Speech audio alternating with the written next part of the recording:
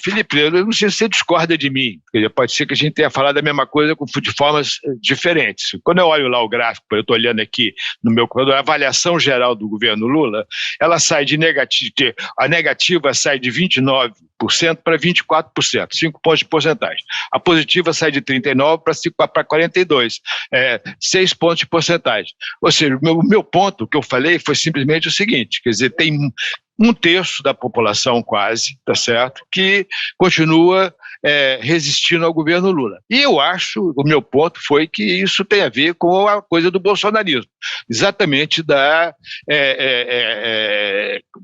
divisão entre lulistas e os bolsonaristas continuam, de alguma forma, com uma postura bastante dura, bastante firme em relação ao que eles pensam. Quer dizer, eu não sei se a gente está falando a mesma coisa, mas a minha impressão, quando você falou, é que a gente está falando basicamente a mesma coisa. Quer dizer, tem lá um grupo relativamente grande da sociedade brasileira que mantém, tá certo, uma postura bem, com valores bem bolsonaristas, até um momento em que o Bolsonaro está numa fase muito ruim, tá certo, do ponto de vista da opinião pública. Então, eu acho que isso, quer dizer,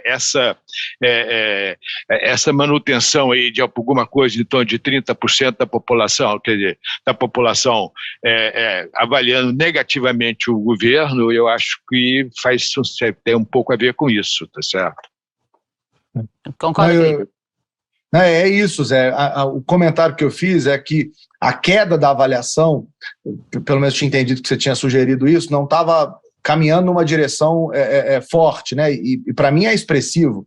Você sai de 29 para 24, você está tirando 5 pontos de um público que é muito bolsonarista.